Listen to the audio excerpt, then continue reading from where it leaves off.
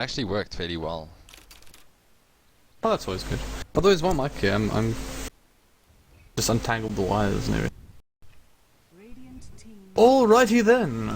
Welcome back everyone. If you're just tuning in, you probably missed out on one of the more exciting First Division matchups we're going to see this season. 65-minute epic where BJB at a 15k goal disadvantage managed to build up around about a 30k experience advantage, and in the end it was just too much, and Johannes Basni just managed to pull through at the end, but pretty exciting stuff nevertheless. But yeah, okay, let's do it. So for those tuning in, this is game 2 of the DoGamingLeague First Division matchup between Blue-Jean Bomser and Johannes Basni, and I'm joined tonight, or rather my name's Hellbird, and I'm joined tonight by Robsy and Meh. Say hello to the fans, Robsy.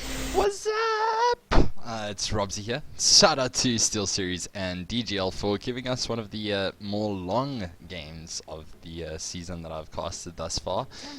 It was a very exciting game, but I feel like both teams made a lot of mistakes, and I mean, going into Premier, if you're looking at Premier Division, those mistakes really you can't keep making those mistakes. A couple of city ones, but hey, maybe they'll sort that out. Maybe they're just warming themselves up for this incredible game 2, which I hope it will be. So yeah, before we go on to game 2, I've been thinking about a question I have for you. Who's your MVP for that last match? Oh, definitely the Rubik. Who was it? Shabli playing the Rubik, I believe. I think so. Yeah, he played a phenomenal game. Without a question in my mind, I would say Rubik. Okay, I was gonna say, I think it's a really difficult one. I actually was heading towards Sphere on the Keeper of the Light. I thought he was pretty influential, but no, he was as well. But I just feel like Rubik made a couple of big plays. Did have that mistake about popping BJB and then wandered around the team fight doing absolutely nothing. But that's the only one that I can specifically recall. Whereas Keeper of the Light, I guess, was just a bit more quiet. Yeah, although I just realized we shouldn't call it MVP because it's actually coming from both teams, so it's like more like player of the match kind of thing. So anyways, let's look at these bans so far. So we see the Tree and Nick Assassin banned out by BJB and JnBn? Is that what we've been calling them? Yeah, how did I forget? Yeah, so JnBn banning out the lifesteal and the Keeper Light. They also had first pick, and it's their turn to take up that gyrocopter this time. We saw Gyro picked up in the last game, played by Switchblade. It just didn't seem to hit hard enough, did it? I mean, that's what I wanted to say. Like, it didn't have any impact into the game. It was there. He had flat cannon. He had a pretty good cooldown, but there was just no bang around his buck. But Weaver pickup, maybe that could change. Weaver should naturally be able to do a lot more damage than a Gyrocopter on a one-on-one situation, if it's just physical damage, and if Weaver gets a lot of farm, which last time around I didn't see happen on the #1 carry. But hey, we'll see what happens this game. Queen of Pain. well, yeah, that being said, pretty interesting to see Weaver and Queen of Pain picked up this early. What it does mean is that JnBn have a lot of time, or JnBn, that's actually what they want to call, not JnBn. So JnBn have a lot of time to sort of decide what they want to counter that Weaver. We can see a lot of heroes that would do particularly well still left in the pool. And as our wonderful stats man has just pointed out, one of the heroes that is actually fairly good, assuming he has the Light of Dust, is the Batrider. And Batrider has been, I mean, he's been quiet. I mean, we haven't seen a huge amount of Batrider in DGL, and that's for good reason. That's because he gets banned out a lot. And Batrider is still a super powerful hero, and I would not be surprised if we see JnBn actually pick it up this time. But Weaver, Queen of Pain, still two very powerful heroes, and I'm interested to see if they're going to run that sort of try-carry again. We saw in the last match opting to run the Outworld Devourer, the Gyrocopter, and the CK, so we may just see another try-carry coming out. Well, yeah, Visage. Pretty early pickup for him as well, but once again, a very strong hero, so I'm not too surprised to see him picked up regardless. Super strong support hero. It's the new king of the tri lanes in my opinion, and does leave some interesting options open for JnBn. We'll see if they do opt to go that aggressive tri-lane. Gyrocopter, pretty handy in aggressive tri-lane himself, and there's still some heroes left in the pool that will do very well. I mean, we could see the likes of Alchemist also not picked up. He got banned out only in the last banning phase in the previous matchup, and he definitely can't be underestimated in a tri-lane as well. So yeah, what's your thoughts, Robsy? I don't have thoughts. I just an empty vessel. Empty vessel, just... No, I don't have thoughts because I have no idea what they just did. Bad Rider's still not banned out. Bad Rider's still not picked. They chose a Queen of Pain over a Bad Rider. They chose a Visage over a Bad Rider. In fact, they chose a Gyrocopter and a Weaver over a Bad Rider. I mean, I don't know. I don't know what to say. I'm very interested to see what both these teams have planned, as both these teams have excluded the Bad Rider, and I don't think Bad Rider is very happy about this. I think he's feeling exceptionally left out. Probably hitting his bat, you know. Bessie the watermelon. I mean, that's what I have. Bessie the watermelon. He's just, Bessie, no! Nobody loves us anymore. But I think the thing about Bat Rider is you actually have to have a Bat Rider player. It's all good and well saying, well, you know, Bat Rider is one of the most powerful heroes in the game, but at the same time, if no one is comfortable playing Bat Rider, he can very quickly become a very useless hero. So perhaps it's just case these teams feeling confident with him. Even if you can just lasso the Queen of Pain and burst her down, that's a good enough job. I guess, but then you have to weigh it up against what that same player could potentially be doing with another hero. So maybe we look at this. But I would have preferred, and I mean, I don't know. At this level of play, I would have expected to see the Bat Rider. Now the Puck gets banned out, kind of common against Queen of Pain. DK, possible mid hero versus Quap. I think Gyro could also panel his own to some degree. If you use this flat cannon effectively to harass, and Gyrocopter can potentially beat Queen of Pain. If Queen of Pain overextends, gets herself in a bad position, Battery Assault can rip through her, excuse me. But you would expect Queen of Pain would have the Battery Assault. Rocket Barrage. Leave me alone. He's basically... that is basically Clockwork. I mean, Gyrocopter is Clockwork. I'm pretty sure they are the same hero. They're just two heroes that look identical and play the identical way. The spells just named differently. Clockwork is like Gyrocopter's Batman. Like Gyrocopter is Bruce Wayne, and Clockwork is Batman. There you go. That's why you never see them playing against each other. Let's go with that. Then one's going to have to be banned out here because they can't be in the same place at once. Only Superman can do that. And even then, he has to resort to like comical means, you know. Like a fringe. What is that even called? Like that little twirl of hair that disguises his character completely.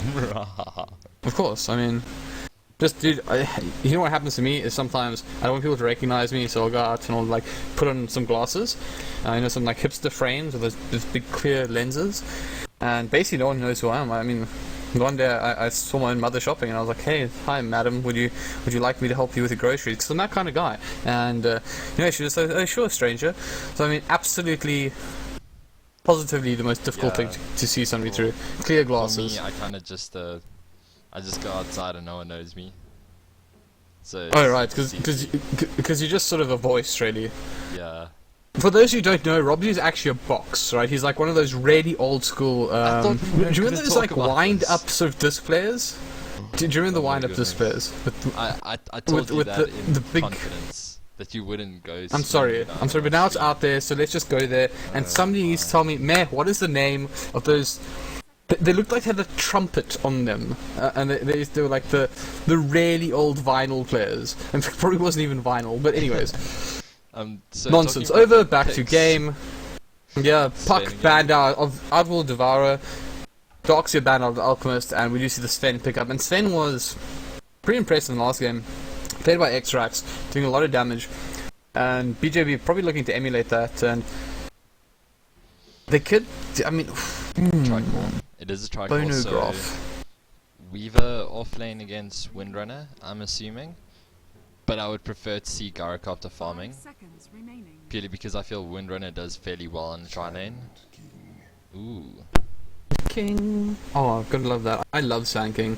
And, I've heard. Dare I say, could we see the... Sorry, go ahead. No, you go. Oh, mine's way interesting. Mine's super interesting, because Windrunner, Visage, and Sand King are a surprisingly strong tri-lane, and we could potentially see that with normally you would see the Windrunner taking the farm, working as that sort of semi-carry role. She's super flexible, great pickup in any sort of lineup. She's almost, to me, one of those heroes that just fills that role. Like when you aren't entirely sure what you want, you can get a hero that can solo mid, solo offlane, semi-carry and aggressive tri-lane, safe lane farm is a little bit unusual, but hey, I mean, if you're really struggling to find something for that role, why not?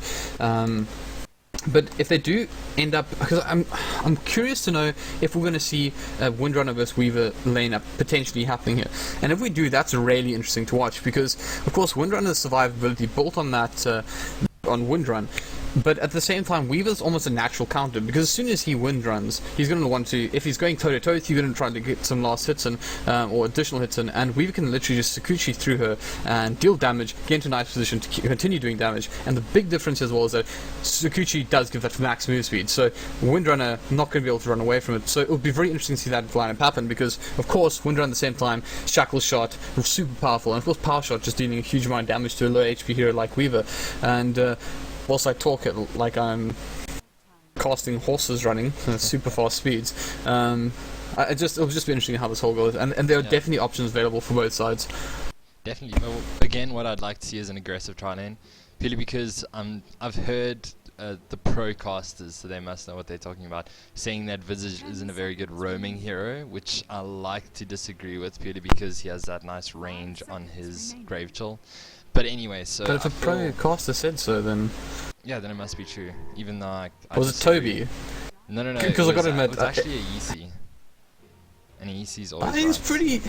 Yeah, he's a pretty solid caster, he knows the stuff, so... Yeah. But I feel like Visage can roam fairly well, purely because he has that range, especially if you're with the Sand King, then going into mid is fairly easy. But if you go into the aggressive, then you buy space for your mid, which kind of needs to happen, because I have a feeling that their mid isn't going to be as strong as Queen of Pain, so they need to keep the pressure on, and then just giving Gargoyle the bottom lane. I think the last chance, I don't think they're going to pick Batrider. It's now. If they pick Batrider now, it'll be absolutely amazing. Cicero go completely unignored, and then just picked up like, well, you know what? He's still there. Let's pick Batrider. But you've kind of right. I mean, put him in the bush. Well, Weaver off lane with Sven Rubik. Never mind. Radiant team pick. Well, now there's I actually kind of well, yeah, I mean, Bessie, are you there? Anyways, I do think that BJB have, in my opinion, a somewhat stronger lineup this time around. It's only Bounty Hunters, so Windrunner mid lane. That's actually does the next thing that's interesting. I think we're going to see that that Windrunner take on that Queen of Pain middle, but interesting to see Bounty Hunter picked up because Bounty Hunter was we loved Bounty Hunter. We picked him up so often, and then it fell out of favor. And as it fell out of favor in South Dota, we saw international teams start picking him up. So interesting to see him now coming back into the horizon for one of these matches. But looking at drafts, I wonder, Mailington, would you be so kind as to run some stats for us and see who just, you know, to the best of ability, the best available information for us, which lineup here is technically more likely to win? Anyways, while he does that, let's go through the heroes, or the players. I'm going to go ahead and do JnBn. And for those of you tuning in, let's just go through this again. This is the second matchup between JnBn and BJB in a DoGamingLeague first division matchup. First game going to do JnBn, and yeah, let's do it. So Sphere will be handling the Visage, Droof going to be playing Bounty Hunter, Xrax on the Gyrocopter, Xenomath playing that Windrunner, and finally Dorky handling the Sand King. And quite literally on the other side of the map, we have Azriel playing the hard carry once more. It's going to be that Sven. Rubilax is going to be handling the Disruptor this time. Shabley on the Rubik. Phoenix didn't have the greatest game last time. Probably going to try to improve that this game. But he's going to be handling the Queen of Pain in that mid lane. And last but definitely not least, it's going to be Switchblade handling the hard lane.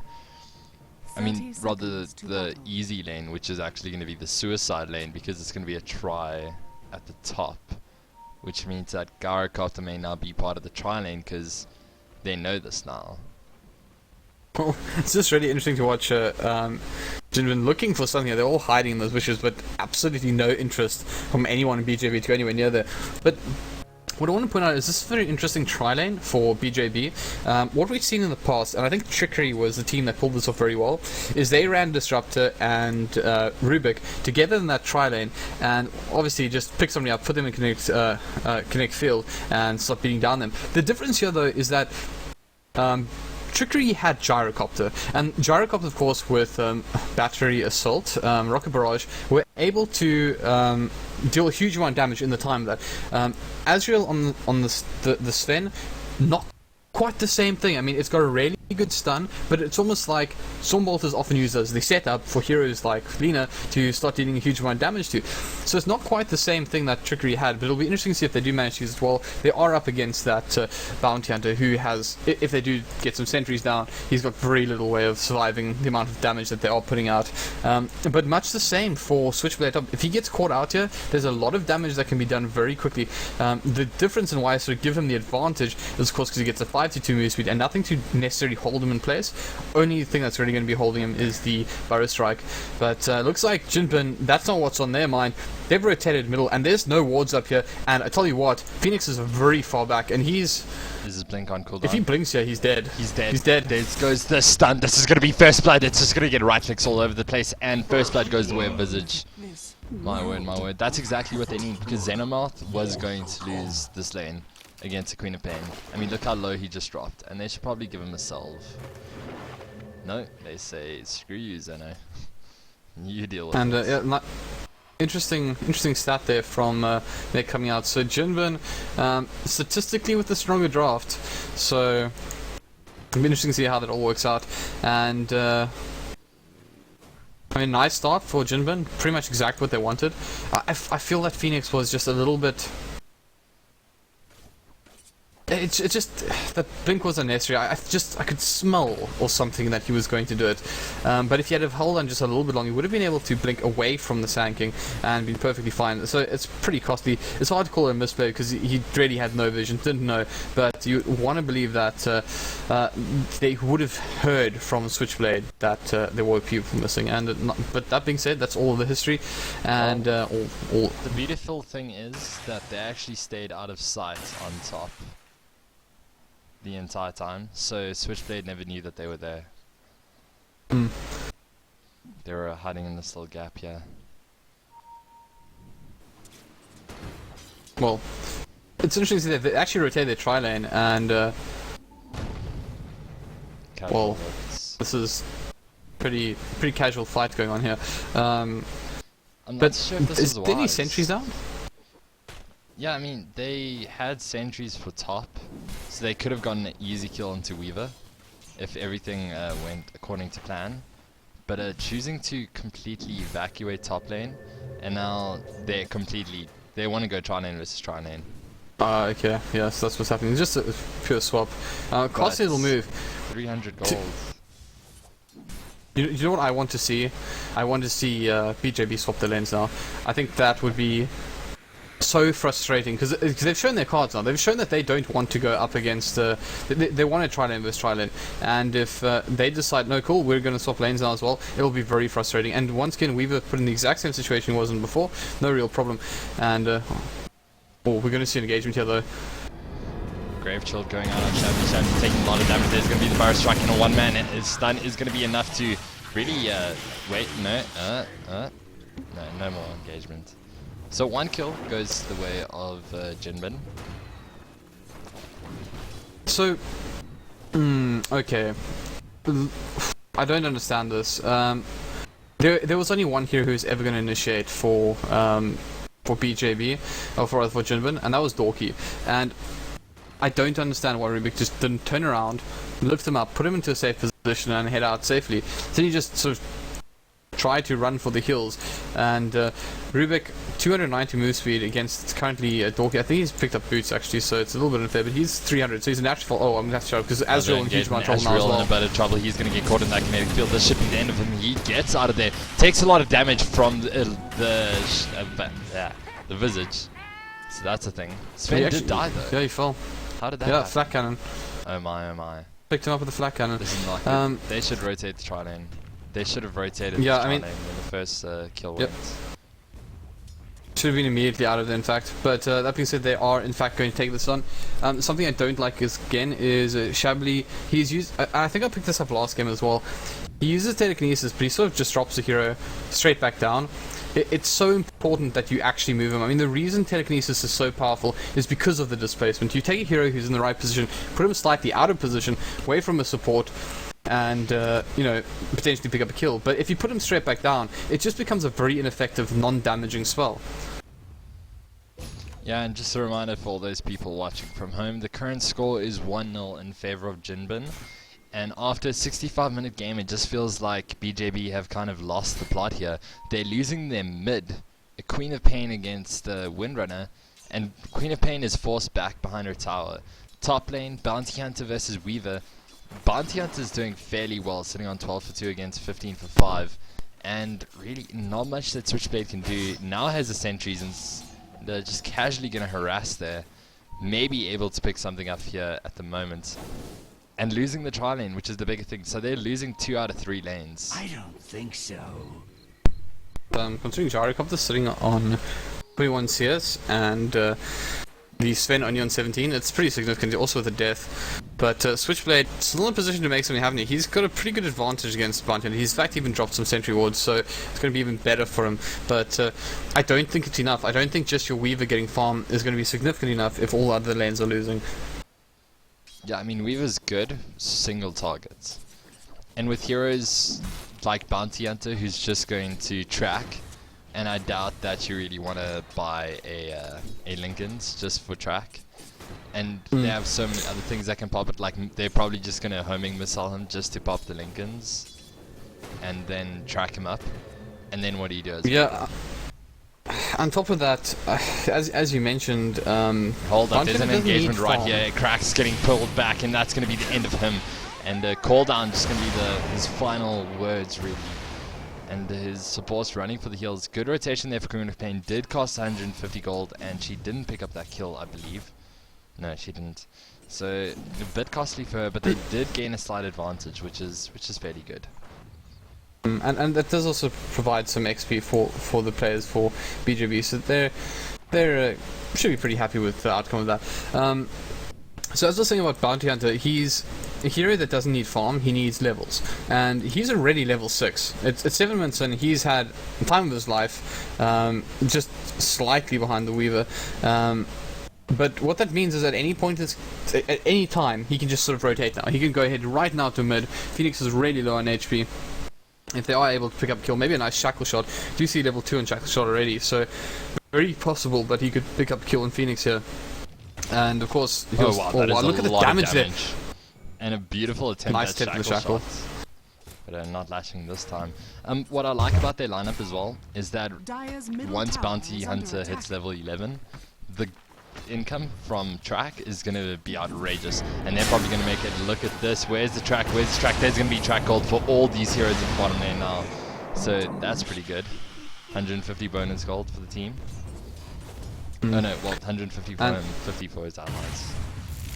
Yeah, it's... And now Phoenix getting caught in a very bad position here. A lot of damage being dealt all over the place. Ooh, bit of a... Phoenix rotating bottom again, and doesn't have enough mana for Sonic Wave. Well, he does now, but he can't use anything else then, and he's forced to back out. So a lot of time wasted, and now Windrunner is just dominating middle completely. 37 to 23 is the CS. I mean, oh my, oh my. I mean, yeah, it's not where you want to be, and it'll be interesting to see what he picks up. We see the phase boots being completed on Xenomath, and I would like to see him go for the mechanism. I mean, he's got options. Force Staff, also a very useful item, especially against heroes like Sven, who wanting to kite. But if he can get a fairly quick mechanism, it would be very beneficial for the team. You really can't underestimate how much mechanism provides if you pick it up early. I would actually prefer seeing a very early Force Staff coming out from Windrunner, purely because if you get stunned, you just get Force Staffed away if you're looking in the correct direction. And then what does the Sven do? He doesn't. Sven isn't a hero that can chase you very deep early on.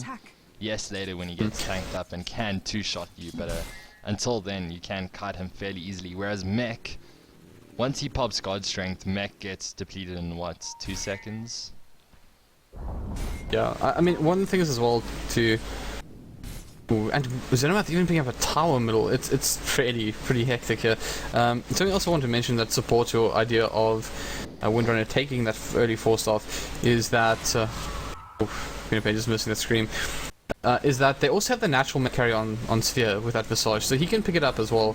As we see another engagement here, and as real 2-man stun, that's gonna hold him down pretty well. But the call down does do damage to Rubalak. He's forced to back off, and no stun coming out from Dorky. And I'm kind of disappointed. Only 1 level in Glimpse, and it hasn't really been used to full effect just yet. And Queen of Pain back at the bottom lane, losing even more experience. She's only level 7 compared to a level 9. And wow, Sonic Wave is going to pick up that kill.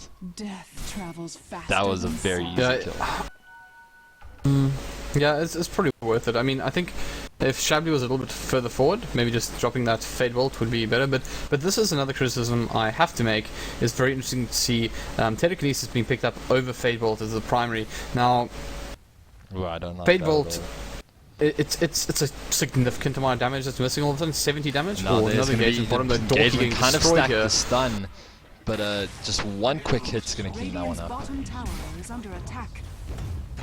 Yeah, I think they were very worried about the sandstorm, so they decided to nuke him down instead of just stacking it wisely. You know, and it's fine. They picked up the kills, but they've committed a lot of time. Phoenix has had to spend a lot of engagement, but there's not much you can do. You can just put some harass down. But I was saying Phoenix has committed a lot of time to getting that bottom lane, and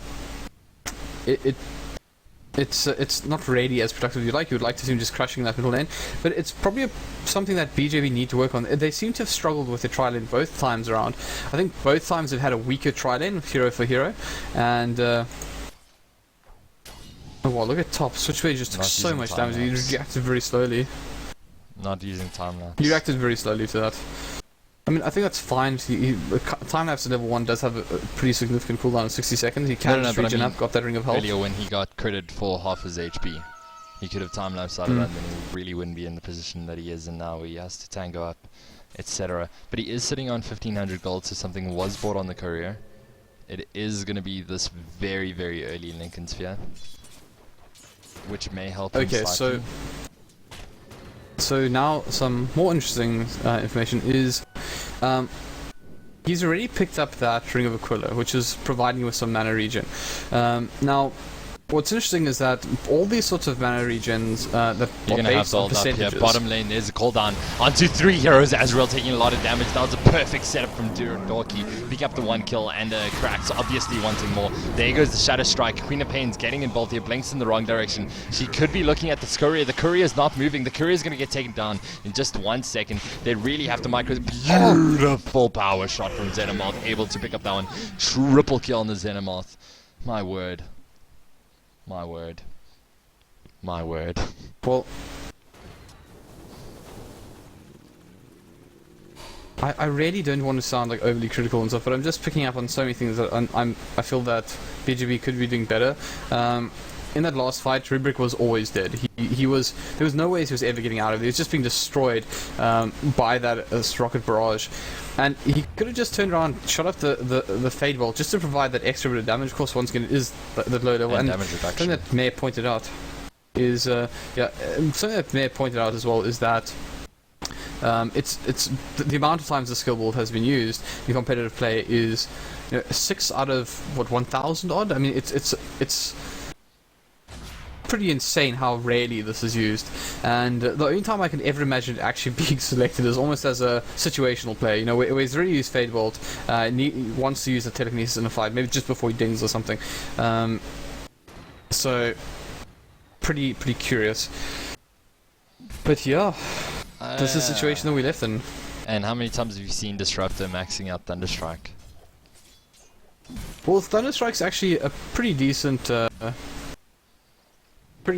spell. It actually deals quite a bit of nuke, so quite nice, scales quite nicely. But Glimpse, even just that extra level would be quite significant.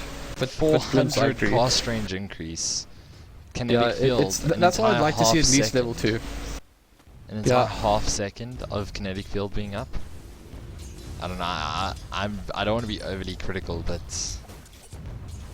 Yeah, a bit of... And Queen of Pain. Bottom lane though. Phoenix really Looking aggressive. for it. The cooldown is going to hit on 4 heroes, and that's a Sonic Wave. They're really looking dedicating to...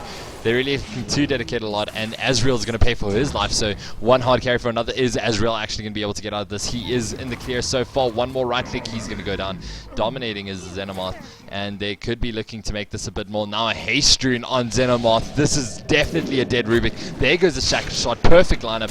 One more last hits in. Burrow Strike is going to steal that kill. Queen of Pain getting out of there fairly easily, and overextending slightly, and beautiful reactions from Xenomoth to just being in the right place at the right time.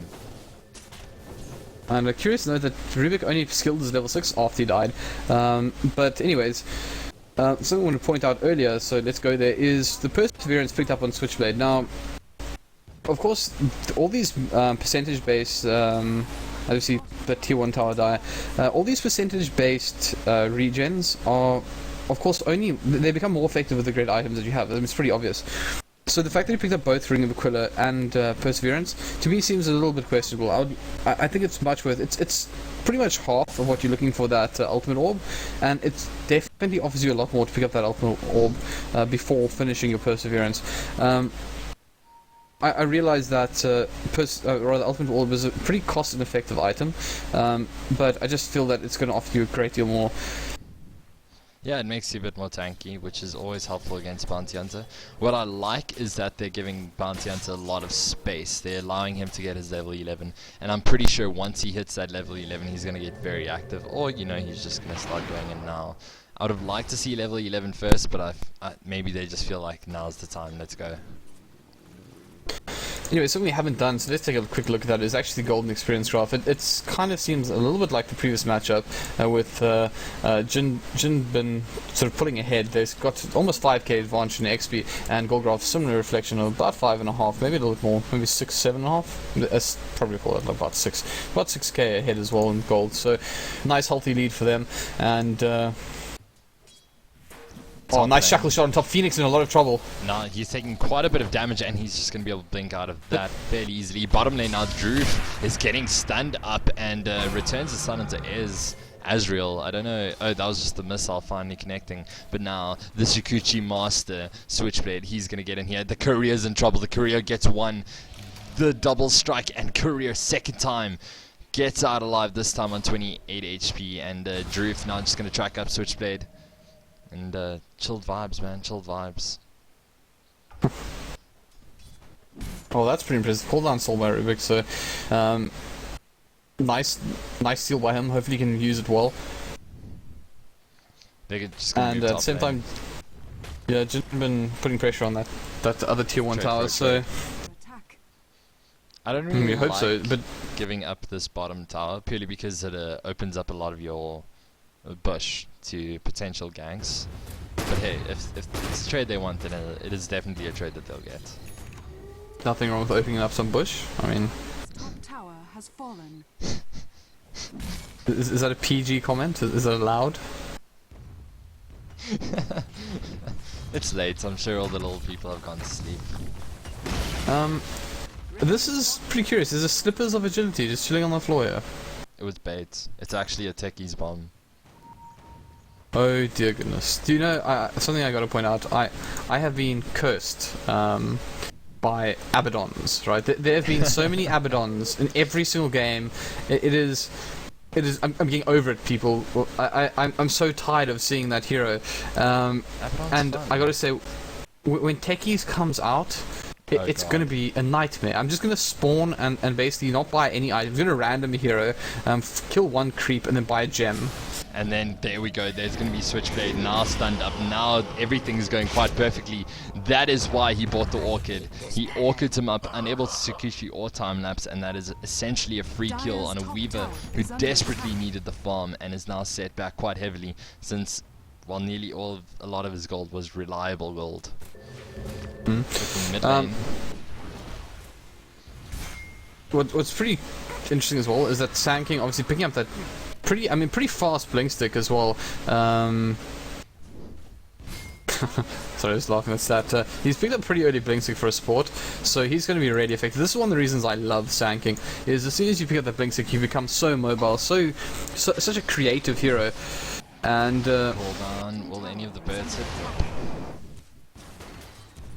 Sorry, yes, creative hero. yeah, no, it's cool. Just interrupt me. He's a pretty creative hero, and what I'd like to see him do, probably finish up those arcanes. And as personal preference, I think the BKB makes life so nice because there's nothing that BJB have that can stop a BKB channeling. So it's one of those interesting cases because I sort of feel like Sand King is one of those heroes that doesn't really care if you if he's on low BKB charges because he really just wants to channel his ulti and then he's done his job. So getting that BKB up allows you the opportunity to initiate in two ways. You can blink channel, or rather channel the epicenter blink in that manner, or just blink, stun in, BKB, start your ulti without an ability to shut down. If you get maybe one or two heroes, it's a great opener. And now JnBn are going to get engaged upon this. Immediately silence on Sven. Kind of overkill here. They missed the Queen of Pain. Queen of Pain does a lot of damage onto both those heroes. They're going to be able to clean up both the Bounty Hunter and the Sand King quite fairly easily. And Xenomath now going to try to make something happen here. It gets a beautiful shackle onto two. And now those birds are going to be just a little bit of an annoyance. Xenomath pops. And now wow, that's a beautiful glimpse right there. That's going to be the stun and the lift up. They really want to get this kill. A lot of damage getting put out. But those birds are doing a lot of damage at the same time. Feeding 100 gold. Now 200 gold straight to the Sven. And wow, that's 4 heroes down. That is 4 for 0. Big misplay. And not only 4 for 0, Sven got 200 gold. That's meaning he's going to be that much closer to BKB. This is just looking exactly the same as the previous match. We saw JnBn in the previous matchup come out of the lanes with flying colors, and then when it came down to the actual team fights, they initially actually, okay, so to be fair, initially they started walking away on top, but oh, this is just another. That's 400 gold in the space of about, what, 30 seconds? And throws a soul assumption that does 0 damage, and the tower goes down. Now Gravetool's going to be used on the wrong hero. Weird time lapse there. Rublack caught in a bad position. That cooldown should be able to clean him up, and it does. Did you see that time lapse? Was there a large portion of damage done? Because I didn't see. I didn't see it, to be perfectly honest. But what I did see was how devastating that cooldown was. It really took a huge amount of HP off Disruptor. So I think he's going to have to try and find something a little bit tanky. Maybe look for that. There it was. It was a justified time lapse. Anyway, so I love Mei. He misses nothing. You know, he's just on the ball all the time. I'm pretty sure Mei has like some sort of screen that shows a greater deal of the map. I mean, something I've been crying for as a caster is the ability for spectators and caster lights to be able to zoom out slightly further. It was actually something that, believe it or not, was used in Hon, and it just offered a little bit more. It shows you more of the fight that's going on, and you can do it by sneaky methods. Yeah, but I mean, I think there's kind of a. Firstly, I recall there was something like that, but it was sort of hot fixed at some point, so I don't know if it's still available. But even then, I mean, sort of say, hey viewers, just type this into your console quickly, it would be a bit of a nightmare. So hopefully we'll see it in the future. Well, I'm fairly zoomed out at the moment. Except I can't click anywhere on the map or move my mouse on any of the sides, otherwise it's going to go back to normal. But hey. I see. Well, I like to play Dota in third-person view.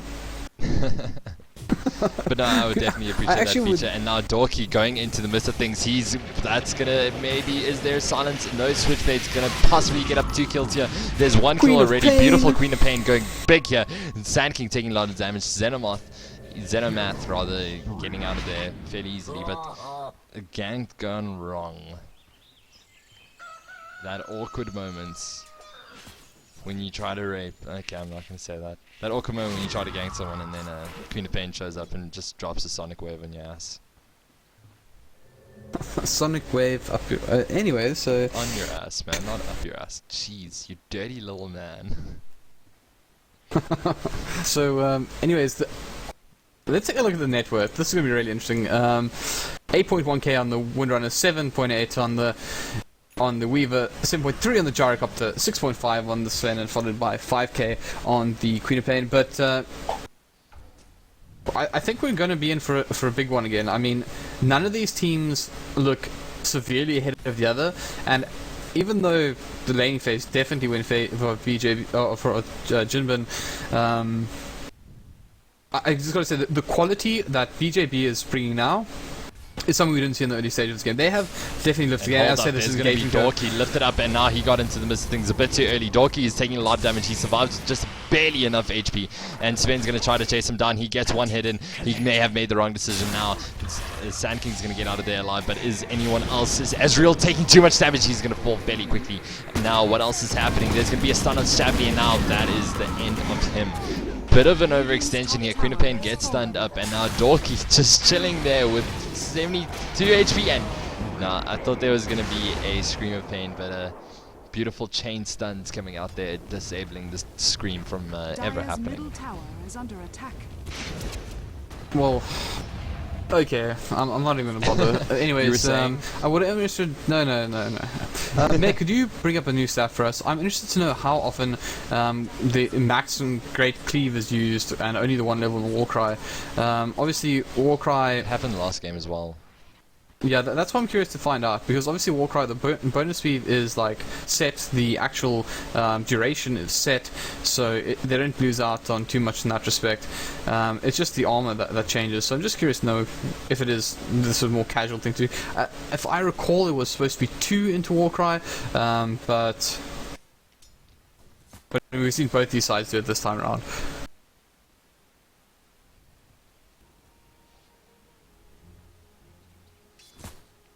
Yeah, I mean, when you move around then, but if I click to another side of the map, then it zooms back in. That's the problem. No, it I can't find the spot. You can still not move your mouse cursor around. Yeah, but who uses direction so please keys? ping the spot for me. It's right here. You just go all the way up. Okay, well there as well. But who uses directional keys? And it goes back, by the way. That's not the spot. I'm in. Just go to the secret shop, see. hover over the secret shop, and then go left. Okay, And but then I use mean, your this is the most minor thing. I was expecting to basically see Roshan Oh, from there's that an point. engagement bottom. The 4-man. Wow, that's a lot of silences going on. And what else is happening? Sand King just got picked off quite heavily. Visage now on the run. He's gone to the secret shop. Did they have it disabled to get this TP off? The TP goes 3, 2, 1. He gets out. Beautiful stun there. And Glimpse used perfectly. Slightly late if he did TP out. And he's just going to be popping an ethereal blade that came out very early. And Sphere should be going down now. He picks up a kill with him. The power of a Visage. Okay, so just casually kill somebody when you get 4-man ganged, you know, with your support hero. It's cool, you know. Just okay. I mean, with the birds, I don't think his familiars were even involved. I mean, maybe I stand corrected, but they probably died. they were just chilling on the side. Okay. No, they were just chilling on the side. I'm They're watching their surprised. master fall in glorious battle. You know, A couple of stuns wouldn't have a hurt. There. could you imagine? Could you imagine he had walked out of that with just some Visage stuns? I mean, Dude, he could have stunned when he dropped his TP and gotten out there just fine. Maybe we're asking I mean, a bit too easier much. said than done. I'd do it. Haven't you seen my Visage? It's sexy. Oh, okay. I'm I just joke. gonna agree with you. I tend to kind of forget that I have a hero. Well, what I've started doing, and I find very effective, is I no longer actually play my hero. I play the courier. I just, Do you have a I dragon basically, courier?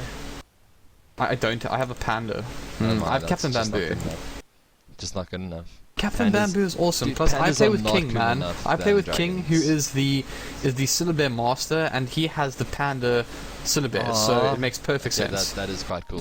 Fair enough. Fair Yeah. enough. I mean, how do you beat a team with 2 pandas? How do you kill 2 pandas, man? Your career is never gonna die. I wouldn't have Anyway, the so guts to kill a panda. But yeah, so interesting there. Before level 11, 2 levels in Warcry. So interesting, both these teams opting against it, and Very weird smoke. is this? Is Chris? could have been hunted by the Visage familiars. Wouldn't that have been something? That would have been amusing, but a very weird smoke. No, I love this, by the way. This is smart Dota right here. Use the Sven, he's got the BKB to bait an engagement out here. Have all your team in the surrounds, and this is exactly what's happening. Missing the Burrow Strike! Misses the Burrow Strike, and now there's going to be a full engagement here. Abyss was rather a bit misplay from JnBn, not getting those ultis off perfectly. Asriel's going ape on these guys. Is there going to be another kill from Visage? Gyrocopter getting back into the fight. That's going to latch incredibly. And power shot, that's going to be the end of that. Unfortunately, not a track kill. And from behind, that's what you call a Queen of Pain. She dropped the Pain, unable to drop any kills from the other team though. And Shably going to get sent back, but just by those familiars, doing a lot of damage there. And sorry, I was incorrect by saying that the ultis didn't match up. That was just Disruptor's ulti and Cooldown landing right next to each other, and I was like, hey, aren't these guys on the same team? My mistake. Well, I mean, BJB, if they'd just been a little bit more clinical about that, I mean, they did a lot of damage, but it was almost like the damage was delayed. It felt like there was a Conker's boat in that fight. Just slowing down the damage. If they were able to get that burst off a little bit faster, I think they would have done already well. Barrow Strike missing was huge. It meant that the initiation was off. They used their smoke temp, I think, quite nicely, and you know, that was definitely one of those moments I'll remember in this match as maybe being, you know, the turning point. I would say turning point, but rather maybe something that would have put BJB, you know, a little bit closer back into. I mean, at the moment they're not far behind, 5k gold and only about less than 5k experience, so not too much in it. But the one positive during the entire thing, Weaver pushing that off lane, he's actually done quite a bit of damage to that tier 3, sitting on only 836 HP at the moment. If he can do that, if he can rinse repeat that a couple of times, you know, as soon as he opens up that racks, it's also the mental issue that it creates. Your team all of a sudden feels so aware of that vulnerability. So nice work on what, but yeah. Queen of Pain is game one again. Gold. No, Miss Micro, 100 gold, 200 gold. 200 gold. I would love to know. I mean, that's 6, right? Yeah, I think that's 6. I've seen 4. I mean, there was the 2 after their middle fight, when BJB picked up 4 kills. There was 2 at the tower directly after that, and Really? there's this one here. So, oh wow. sorry. I didn't. Yeah, see if you the two recall, like directly after that fight, he walked. Oh no. He essentially. Oh, yeah, are you talking about sets or like? Is 2 like? He died. He gave up 2 familiars here at the point that I'm sort of pinging out here. Okay, I need to shut up. Yeah, there's I agree. a fight going on. He's about to give up something. Well, a lot getting dropped to take down this Visage. Still silenced up. Power shot comes out, and that's called an epicenter. It deals a lot of damage now. Rubik is very low, but Sand King is unable to stay alive for the duration of this fight. That does not latch this time, and there's going to be a cooldown right on top of Sven's head. This should be enough to pick up the kill. One hit there, and he's going to be done. Queen of Pain's running for the heals, and the Familiars on chase, going to get out of there, and so is the Disruptor, very fortunately there. Bottom lane all that time, just getting pushed out slowly but surely. Switchblade doing a nice job here, and he's picked up that. I mean, Switchblade has been very quiet for all. He's been just quietly doing his job, pushing away, being an annoyance, and that's really crucial at the moment to point out, because BJB are going into this 4v5 every single time. Switch hasn't been involved, and I'm not criticizing him at all, because I feel like he's doing the right thing here. He's finding that farm, and although now in a lot of trouble. Ooh, should have opened with Shuriken toss. At least hopefully he'll start doing that now. Yeah, I mean, you would be aware of it. But yeah, anyways, so the thing about that is that Switchblade is essentially getting uncontested farm, and he's still a little bit behind the Windrunner, but Weaver with German attack can stop becoming incredibly annoying, and he can start picking off heroes on the sides and become more of an effective offlane presence. It's almost like this game may seem a bit deceptive, because although it looks like JnBn are just ahead in all these team fights and have the map control, I don't think BJB are as far behind as it may appear. Something that I do like is, for the first time in I think 3 games, we see a non-Manta burst Gyrocopter. He is going to be picking up MKB, which I just feel brings more damage to the field. And I don't feel like you need a Manta on Gyrocopter. I do believe Manta is a great item, just I don't like it on Gyrocopter. Just like I don't like Treads, but okay. Does this mean you have decided that JnBn win? No. I think so it's not like a Jakiro thing? No, it's not like a Shakira thing, but I just like it when players don't buy Manta on Gyrocopter, because it's I would like to say a certain word, but I know that I'm probably just gonna get hated on if I do say it. So I'll just. Well, all I know is I'm creating my dream draft. I'm gonna get some of the energy players to join me so I can ensure the victory. But basically, it's the Magnus with Agnums, followed by the I'm gonna have to stop my nonsense because Shabby's going on Genomath here. Sphere's taking too much damage. He's gonna be falling very soon. Is he even gonna be able to drop anything? There goes the chicken on the Weaver. Now there's a kinetic field that's gonna hold the Sphere quite a lot, and Donkey doing so much damage. He's just going ape on these guys, and there goes one kill. There goes two. Rubik getting shut out as well, slightly north of where I was watching the Weaver. Weaver's going to be able to get out of there. Not a lot of track kills from what I can see in my peripheral mindset, I guess. Don't really know what to call it, but I haven't seen a lot of track kills, unfortunately. I would love just a counter of track kills, man. Anyways, so that's kind of big because BJB tried to do something there and kind of got shoved in their face. So another interesting thing is homing missile maxed out so far on extracts. Yeah, usually go stats, and that's just going to be, oh my goodness, Xenomoth being unlucky there. BKB, and that's from the side where Pain does as little damage as he could possibly have asked to do. Unfortunately, BKB, oh no, silence on Weaver, bit premature, but I guess they were pulling out, so why not? And TP's away, they'll be able to get out of here unscathed. So very good team fight, definitely going the way of JnBn. So, anyways, let's take a look at what BJB need to do at this point. I think that they've been doing a nice job with Weaver so far, but as soon as Weaver got involved in the last fight, it didn't seem to do a lot. I think they just got caught in an awkward position, and he wasn't able to really dance around the fight like he would want to. Ooh, and Droof hunting down Azrael here, but Azrael backing off very sensibly. Also, sort of interesting build from Azrael. He's opted to go for the Helm with Dominator, or Hold he's up, just Azrael's in so in a much lot of trouble. trouble. There's going to be a track. This is the track kill. Weird BKB again. There goes the chicken, and there goes a beautiful latch, and that should be the death of Azrael. The team is responding fairly well. They're going to be able to get him out of here. Arrow goes out, and now Windrun is the one to die this time. And is that going to be 200 gold? No, it's just going to be 100 gold going the way of the Weaver this time, and this is a big thing. That's now, what's that, 9? It's well, no. So just to reiterate, when I was talking about 6 earlier, I was talking about 6 sets. So 12 at that point. Okay. So now we're That's at what I thought 13 you were at talking least. about. So now Yeah. it's 13. Yeah.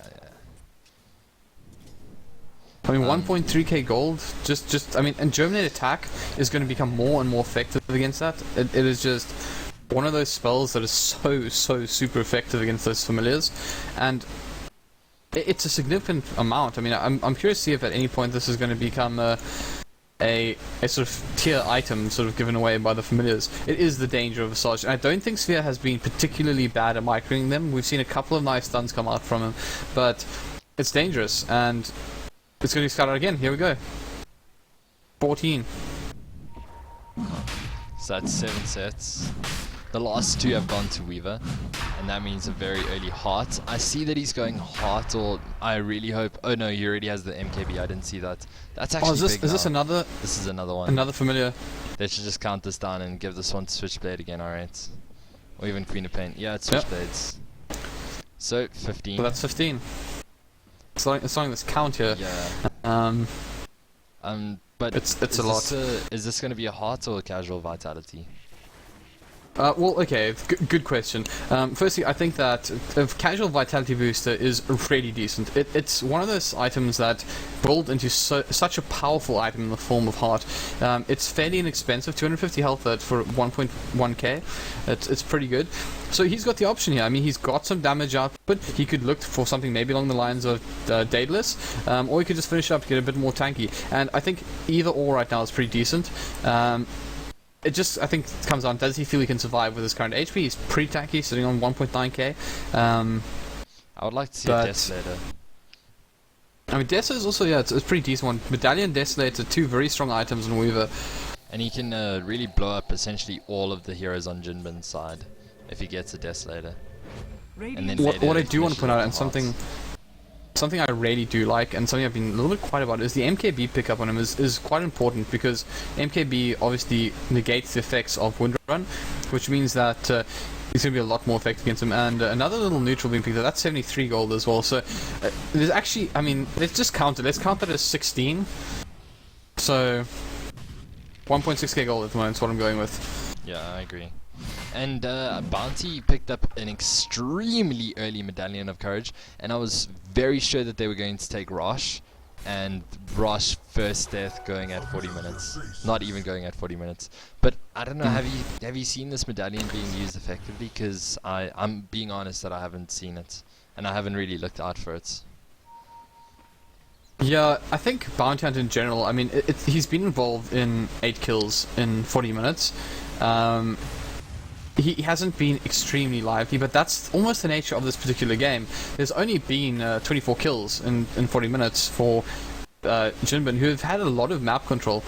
And I've got a very poetic little comment there coming out from there. So 72% win rate on the Heart versus 79% on Daedalus. I mean, that is a huge number. So basically, Weaver doesn't lose. What about both items?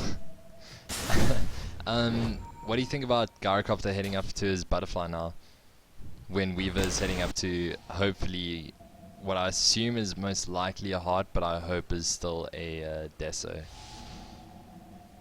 Well, okay, so this is pretty, you're just full of these interesting questions, these games. So, generally speaking, I think Butterfly is a really good item. It provides you with a lot of survivability, a lot of damage. When I was taking into account that, although it literally gives that agility bonus damage, middle lane, Phoenix, Phoenix, that's going to be a shackle this time, and he should be blowing up fairly quickly. There we go, the BKB was popped from Drew, and he did use Medallion that time, and now they can look at Rosh. Medallion is off cooldown, so it's going to fall down very quickly if he can just use it. Okay, never mind. He needs to use it when you have Ezreal in the mid lane, taking a bit of damage and getting tracked up. So track gold is now going to play a very significant role in 300's XP time. There's actually a DC out on Rubilac, so we're going to have to see a pause come out. But oh, look at that, that's very impressive. Switchblade making a very nice decision there, opting to, instead of contesting Roshan, they just sent Switchblade up, taking that tier 3, and I spoke about it earlier. This is a pretty alarming position to be in. Weaver is incredibly frustrating in this position where you can start beating down your racks, because if you do engage in a 4v5 team fight, let's say that 10 minutes from now both teams know Roshan's up, they commit 4 to the Rosh fight, but don't really engage. They just sort of chill there, waiting around. Weaver heading to that bottom, it forces the hand of JnBn. How do they react? Maybe they can commit just a single hero to try and compete with a Weaver, but when that happens, you've got to favor Weaver in a 1v1. He's a very powerful hero at the moment, hitting the net worth, good position to do that, and it's very nice for BJB, a very nice advantage they have in that sense. And what that means is if you do commit somebody like Gyrocopter to deal with the Weaver, all of a sudden, where's your damage coming from? Windrunner, definitely a powerful hero, but you can't really expect him to go toe-to-toe with the likes of Sven. So it's pretty strong for them to do that, and hopefully they do opt to take that option, and it'll be pretty good. But yeah, so during this pause, I guess we can just take a look at some of the plays that I think were pretty important during this matchup. One of the definite key moments for me was the 4-0 kill by BJB. They were pretty far behind at that point. There was a nice healthy 5k advantage, and they were able to pull that back ever so slightly. and just sort of stunt the rot, if you will, and that was pretty important. Then we saw the familiars. I mean, once going to have to just state for the record, I don't think Sphere has been an awful Visage player by any means. I mean, 4-4-13, been very involved, done a decent job. He's got up a nice mech as well, and it's just a case where he's struggling to compete against Weaver, who Germinate attack just. Or rather, just Germinate. Well, actually, yeah, Germinate attack. It's just so effective at taking down the birds, and as Weaver gets stronger, it's going to become easier and easier for him to do. And then let's see. Any moments for you, Robsy, that you think stood out? I mean, we've discussed the four kills that BJB picked up and the familiar kills. Anything that you think has been critical to this game? I think the most critical part of this game is how unshut down the Weaver was. It is currently sitting at, let me just find it quick. There we go, 4 for 1 for 3.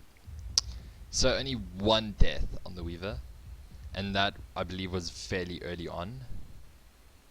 Yeah, it was fairly early on. I'm trying to think, when did he fall? Yeah, it was that blink initiation with the when the Orchid had just been picked up.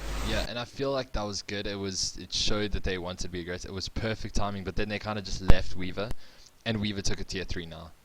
So that is really the defining moment for BJB, and that really shows that the defining moment, the defining decision for JnBn, which gives BJB a significant advantage, because what hero do they have that is equal to the Weaver right now?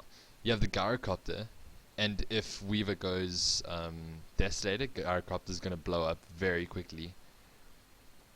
And also, something that I just noticed, I don't know if you mentioned this earlier, but Butterfly, when you already know that the Weaver has an MKB. Yeah, that's actually what I was going for, because we started talking about this earlier, and then I think we got interrupted by a team fight. But Butterfly is obviously a very powerful item, because significant amount of damage. The attack speed is also quite notable, so your actual sort of active attack damage or damage per second is significantly increased. But one of the real bonuses of Butterfly, why it is such a powerful item if you're able to get it, is of course the effective HP, the fact that you get that evasion and become really difficult to take down. Now, this is going to be pretty good against Sven. Sven at the moment doesn't have an MKB, he's struggling a little bit fight, he's looking for that Assault Cuirass, but he's obviously, he doesn't really want to take on the Gyrocopter in a mano-a-mano situation right now. That being said, Sven doesn't have to hit Gyrocopter. Sven's cleave range is 300 units. Now, considering the fact that Gyrocopter, one of the heroes with a lower sort of range at the moment, he's got a 365 attack range. That means if Sven does get himself in a good position, he can be damaging another hero and hitting Gyrocopter 100% of the time without having to commit to an MKB. On top of that, of course, the MKB on Weaver is the big sort of telling thing here. Weaver doesn't care for that item. The fact is, all that's giving him is damage output, and in this case, although it does offer armor, which can be sort of added into this equation, it's still the case where it doesn't, its sort of gold effectiveness is negated severely by it. So is Butterfly the best option? Probably not. Is it the worst option? Definitely not. So I don't think he's particularly gone for a bad item build, but you know, maybe the Daedalus may have been more effective.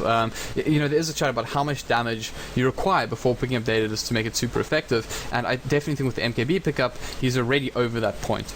I think that a Daedalus probably would have been a better item, but time will tell. I mean, if we do find that Sven is the guy who sort of picks up the game in the latter stages and becomes that sort of heavy hitter for BJB without an MKB, it might be a very telling pickup. There is also another potential pickup here. We're assuming that he's going into the Butterfly, but he could do something but interesting here, and that's go for the Ethereal Blade. And why I think that Ethereal Blade in this case is actually a very feasible pickup is that Ethereal Blade, of course, can be cast on allies, which means that you can negate Sven pretty much entirely if you choose to do so. There's also the fact that Gyrocopter, he has a pretty decent agility gain, and he can become quite a nice sort of sort of nuker in that sense. And if he does opt to then at a later stage pick up the Manstall, which I know you're not a big fan of, what he can do is something that is very frustrating for any team to compete with, is as soon as the BKB runs out on Sven, hit him with Ethereal Blade, manta out of it yourself so that you're still dealing damage, and it provides you with a little bit of an extra a little bit of extra space to deal damage to him without having to worry about Sven whatsoever. And of course, Sven being one of those heroes that is all about kiting him and getting away from him at least until you're sort of... ooh, that's actually pretty interesting. Sorry, I just noticed something that I'm a little bit concerned about. Yeah, we should tell them. I'm pretty sure if he patches, is he able to rejoin the game? I don't think he's capable. I think the server's on the wrong... Yeah, we're gonna have to reload this game. Well, I mean, is that even gonna work? So, introducing Mayor's beautiful voice. Mayor, although I think it's fine with you chatting, that was one of the most awful, awful mic qualities I've ever heard. It was. Sounded Sorry, like my mic was on the floor. Okay, well, that may be the case. So what were you saying? Just shouting in the general direction. They mentioned it was a Steam update, not a Dota update. A Steam update. Okay. Okay, well, we're worrying for nothing. And once again, Mayor never fails to disappoint. Some pretty important piece of information there. So going into the later stages of the game, we have a gyrocopter and a bounty hunter, I guess. And Windrunner and Visage. Okay, yeah, and no, I'm not counting Visage. Because Visage... Well, Visage does scale very well. Yeah. It's got to be said. I'm talking more about physical damage. Like, item progression-wise. Because Visage, once in 2 levels' time, he's going to cap. And that's basically as much damage as he'll be doing the rest of the game. Whereas heroes such as Bounty Hunter, Gyrocopter, and Windrunner, they are going to start increasing quite a bit in the next 8 to 20 minutes, I'd say. Yeah, I think I see where you're going with this. I think that both teams do have a lot of scaling that they can still do. Obviously, you've mentioned the ones for JnBn, and I think that Weaver, Sven both have a lot more to offer, but there's also, of course, the Queen of Pain, who's only sitting on a sacrifice, so he's definitely got a way to go before he's reached his peak. It's a lot more to offer for both sides.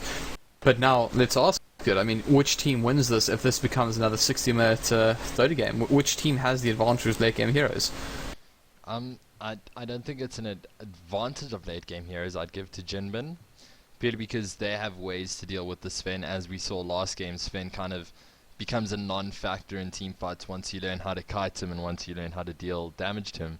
But the problem is, it's how they play the Weaver, because they can start a team fight, and Weaver can probably just in that later portion of the game, he's going to look at TP boots, and then he can just push the lane down and easily get a Rax, like very easily, just pick up casual Rax.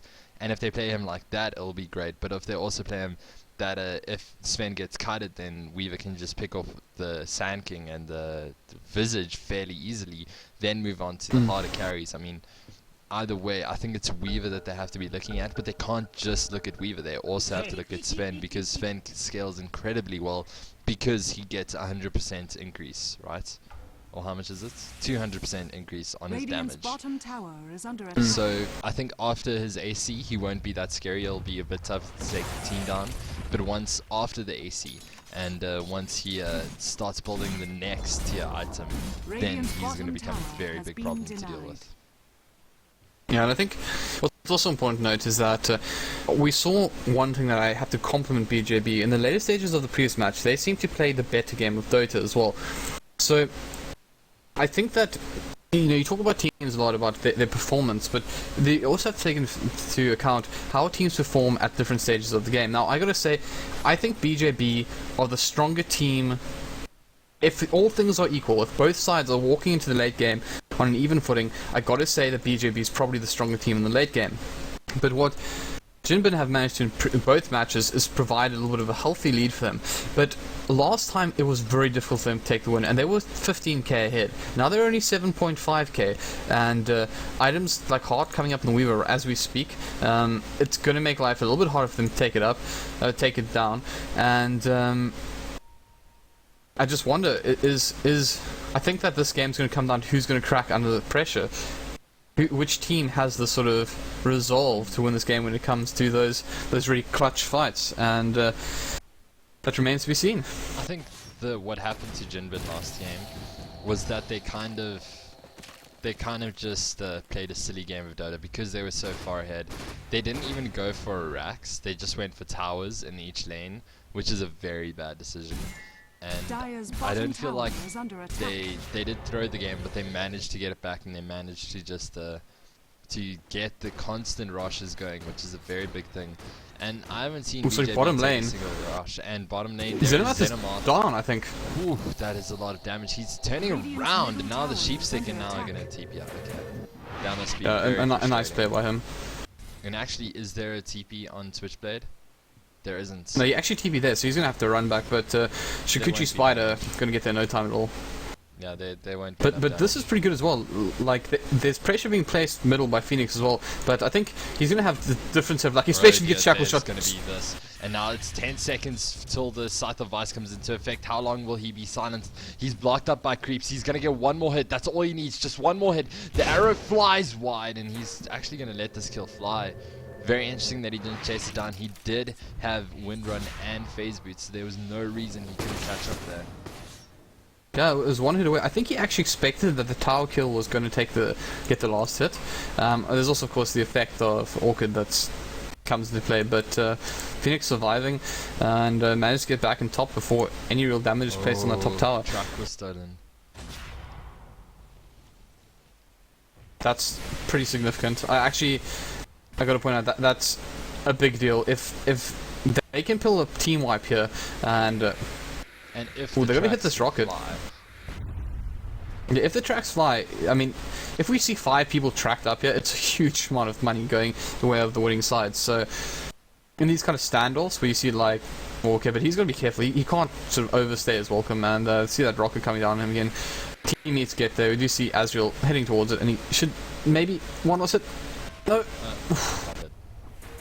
It's actually kind of important because that's a max rocket, so it's dealing quite a bit of damage. Track more people. Oh, and look at that! Look at that damage. He's gonna fall. Rubik. Oh my, that's gonna be oh the my, track. it couldn't be worse than that. Latch. And there's gonna be the cooldown. Is it enough damage to take down the Switchblade? It is.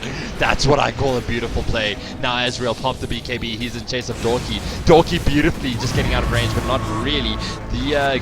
Wow, that's actually fairly confusing. He did drop eventually there from the Sonic Wave and the Screaming Pain. Now this is very bad. 2 heroes down for just the 1.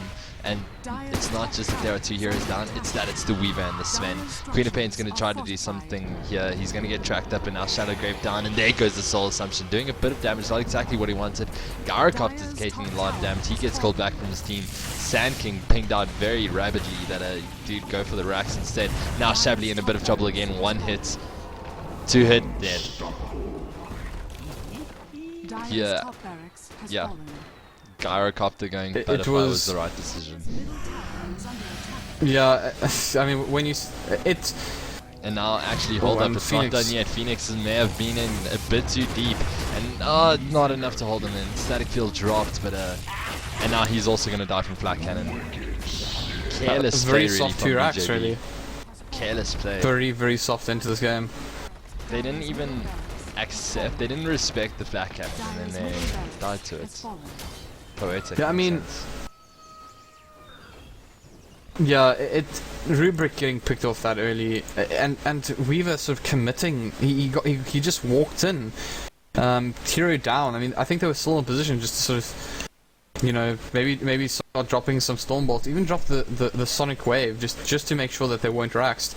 But 2 go down very softly, and I think that BJB would be insanely disappointed what just occurred. And you know, we just speaking about earlier in the previous matchup.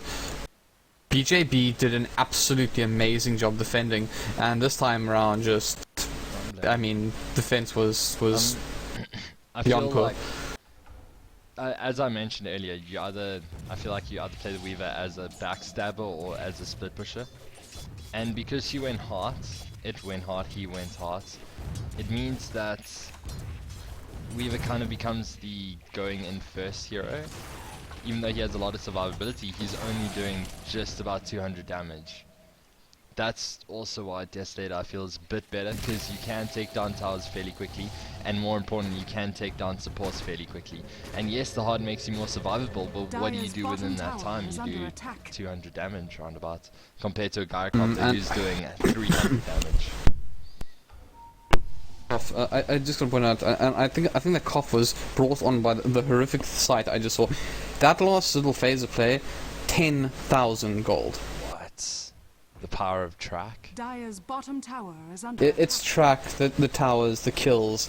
It's so much happened in a very short period there, and I mean, basically X-Rax accepted their offering. I mean, that's probably the best way to put it. He just destroyed them, and on top of that, he was able to complete his Satanic, and he's still sitting with 3k in the bank. So I think,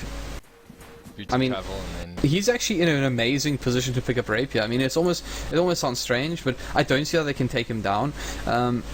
His BKB is still on 7 seconds, so he's got a fair amount of time left on it, and I think with a Rapier, he will just rip BJB apart in that time. So I'll be interested if he does opt for it. And track goes off, and whoop, there goes Burrow Strike on 2 heroes. That's pretty well done. The cooldown's going to hit only Azrael. He hasn't popped BKB yet, but Durki is going down, and BKBs are just everywhere. Azrael dies under the pressure of the Black King bar. Shably now running away. If there's a Black Cannon, there goes Black Cannon. It picks up a double kill. That's a monster kill right there. Phoenix dropping down immediately. This is surely GG. Switchblade is trying to do something, but he doesn't have enough damage to do anything. So he stays alive and just stays an annoyance with those little bugs flying out. And this is mega creep, and this is way too early. This has to be GG. There's no way they can defend against this. Yeah, it's not like the last game. They don't have the gyro who can clear up these lanes. They got the Sven with cleave, but even Sven, he's just sitting on a soul clear. I think this will be the last battle that I call. There's going to be a stun on Switchblade, not perfect micro, but is that actually an Etherblade on? Wow, that's an Etherblade on the Visage. Not that Switchblade cares, because Weaver gets 1 kill. Now the buyback from the Windrunner. Switchblade's going for the 2nd kill. He's leaving his base alone, and the GL well played gets called tie GG, and that is it. Switchblade's going to finish this off with a beautiful kill. And that will be that. GG has been called by 2 players, and yeah, fell apart in the last 5 minutes. Yeah, I mean, I've got to say, it was pretty disappointing end, and I think it was an interesting game. We saw a pretty sloppy beginning, a pretty disappointing end, but there were definitely some high moments of this game, and I think that there were some players who really did play well. I mean, as we see him get destroyed here, Switchblade actually played quite well this game, and I think we were very critical of this match, and I think we were perhaps just a bit spoilt in the previous matchup where we saw a lot of really good plays from BJB. But I do at the think end of there the day, were some clinical errors that were made, especially in the builds of abilities. Like, yes, you can say you're being a bit too cynical, but I mean, we're just, at the end of the day, my viewpoint is at least that these players watch our replays and at least gain what little knowledge we have, and try to maximize how they play Dota. Because I mean, I don't know, I just feel like they may have done a lot more. Look at that Satanic. They could have played a bit better, and I'm very surprised that the death of the Familiars didn't play a bigger role. well, yeah, I mean, on the back of that, I mean, I just have to say, I think we've also been a bit spoilt. I mean, we've now had BJB versus JnBn, which is a very entertaining match. Both teams, I think once again, they'll probably look at this game and say, a couple of mistakes we would have preferred not to have made, but still entertaining matchup, still fairly high skilled at the end of the day. And just before that, we had that beautiful game between Mega and Trickery. So we've been spoiled, and it's been a great couple of days of casting. So yeah, well played to both teams. I think JnBn deserved winners in the end. So congratulations to them, and hopefully they'll carry through some good form into the oncoming matches. And BJB, I mean, I gotta say this. I mentioned the previous match, but a lot of guys here that I think the world of. So hopefully both these sides will be very successful in their future endeavors. And yeah, that's me sort of wrapped up. Any shoutouts from you, Robsy? Shout out to all you sexy people who are viewing it from your sexy rooms and or possibly other places. I'm not too sure. But yeah, follow me on Twitter. I will be tweeting out the links for the YouTube videos of these 2 replays and of the Trickery IM game, which happened about 2 nights ago. So do follow me on Twitter, and I will be tweeting out those links for you very shortly, possibly in the next 24 hours. Great, and in my case, you can follow me on Facebook, which is just append HelbutZA to the Facebook link. And finally, May, you got any shoutouts? Any shout out to Boxy Box, perhaps? I think you already did it. Yeah, he already did it. Okay, cool. Well, anyways, thanks everyone for tuning in, and hopefully we'll see you soon. So yeah, have a lovely Tuesday evening, what's left of it, and hopefully the weekend comes sooner than we anticipate. Cheers, everyone. Love your face.